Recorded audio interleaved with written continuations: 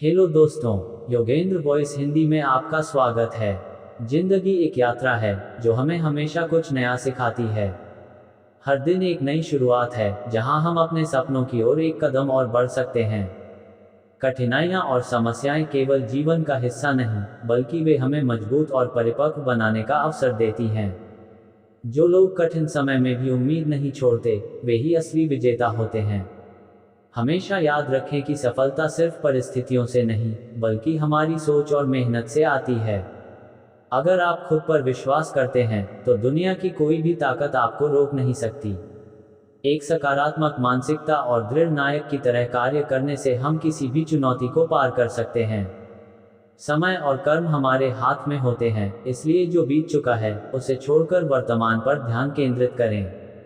अतीत से सीखें, भविष्य की चिंता न करें और आज का सर्वोत्तम उपयोग करें। जिंदगी में कभी भी हार मानने का नाम न लें। सफलता उन्हीं को मिलती है जो निरंतर प्रयास करते हैं और अपने सपनों को कभी नहीं छोड़ते। खुश रहें, सकारात्मक सोचें और हर दिन को एक नई उम्मीद के साथ अपनाएं। एक बार की बात है, द्वारका में श्री कृष्ण अपनी सभा में बैठे हुए थे। उनकी उपस्थिति मात्र से वहां का वातावरण शांत और दिव्य हो जाता था।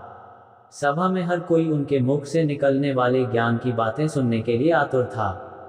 तभी एक युवक, जिसका नाम अर्जुन नहीं था, लेकिन जिसकी दशा अर्जुन से मिलती जुलती थी, श्री कृष्ण के पास आया। वह परेशान था, अपने जीवन की समस्याओं से हार चुका था और अपने लक्ष्य से भटक गया था। उस युवक का नाम अनिरुद्ध था। वह एक होनहार युवा था, लेकिन परिस्थितियों और असफलताओं ने उसे निराश कर दिया था। अनिरुद्ध ने श्री कृष्ण से कहा, हे माधव, मेरे जीवन में सब कुछ बिखर गया है। मैंने अपनी पूरी मेहनत और लगन से अपने लक्ष्यों को पाने का प्रयास किया, लेकिन असफल रहा।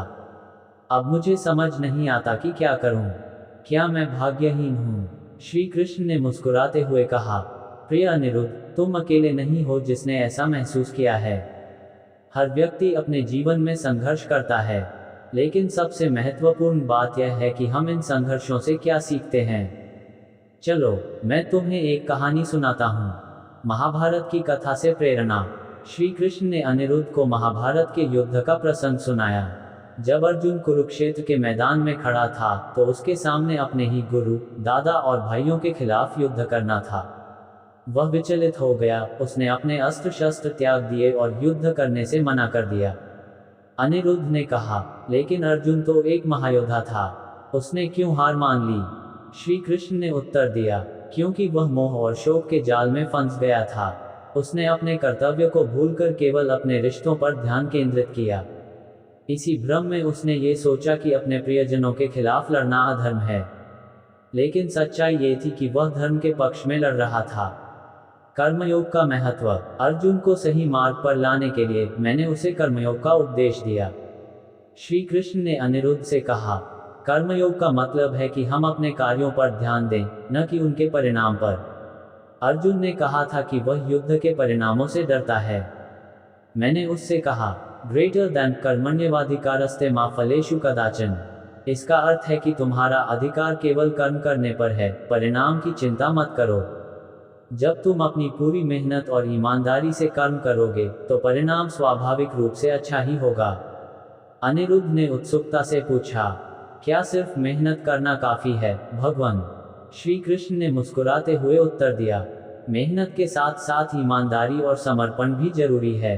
अर्जुन ने अपने सारे भ्रम त्याग दिए और युद्ध में अपने कर्तव्य का पालन किया। इसी प्रकार तुम भी अपने जीवन में अपने कर्तव्यों को निभाओ, बिना किसी डर या संकोच के। विराट स्वरूप का दर्शन। अर्जुन को समझाने के लिए मैंने उसे अपने विराट स्वरूप का दर्शन कराया। श्री कृष्ण ने बताया कि कैसे उन्होंने अर्जुन को अपने परमात्मा रूप का अनुभव कराया, जिसमें उन्होंने संपूर्ण सृष्टि को देखा। ये दर्शन ये सिखाता है कि हम सभी एक बड़े उद्देश्य का हिस्सा हैं। हमारी समस्याएं और असफलताएं इस विराट ब्रह्मांड के सामने छोटी लगती हैं, लेकिन जब हम अपनी क्षमताओं को पहचानते हैं, तो हम अपने जीवन में बड़ी से बड़ी बाधा को पार कर सकते हैं। धैर्य और संतुलन का महत्व।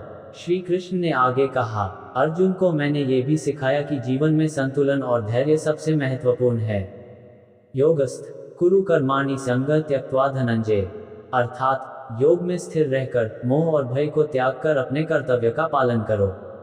संतुलन का मतलब है कि हमें अपने मन को शांत रखना चाहिए, चाहे परिस्थितियां कितनी भी कठिन क्यों न हों। जब हमारा मन शांत होता है तो हम सही निर्णय ले सकते हैं। भक्ति और समर्पण का संदेश। अंत में मैंने अर्जुन को सिखाया कि जब हम अपने कार्यों को भगवान के चरणों में समर्पित कर देते हैं तो हमें किसी भी बात का भय नहीं रहता। सर्वधर्मान परित्यज्य मामेकम शरणं व्रज। जब तुम अपने मन की सारी चिंताओं को त्याग कर मुझे समर्पित करोगे तो मैं तुम्हें हर संकट से बचाऊंगा।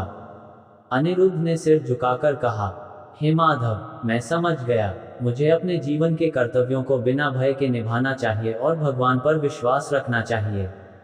श्री कृष्ण ने अनिरुद्ध से कहा, हर व्यक्ति के जीवन में महाभारत जैसा संग्राम होता है, लेकिन जो व्यक्ति अपने कर्तव्यों को पूरी मेहनत, ईमानदारी और धैर्य से निभाता है वही सच्चा योद्धा है।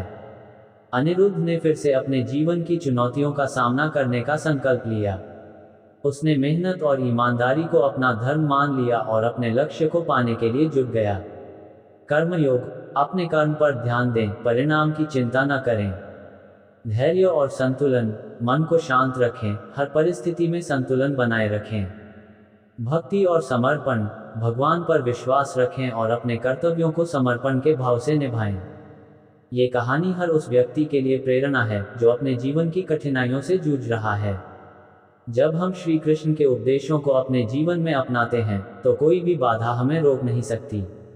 इस कथा को आप अपनी शैली में प्रस्तुत कर सकते हैं और इसे और रोचक बनाने के लिए महाभारत के दृश्य, श्लोक और उनके अर्थ जोड़ सकते हैं। हेलो दोस्तों, अगर यह वीडियो हमारी अच्छी लगी हो तो चैनल को लाइक, शेयर, सब्सक्राइब जरूर करें और कमेंट में राधे राधे जरूर लिखें।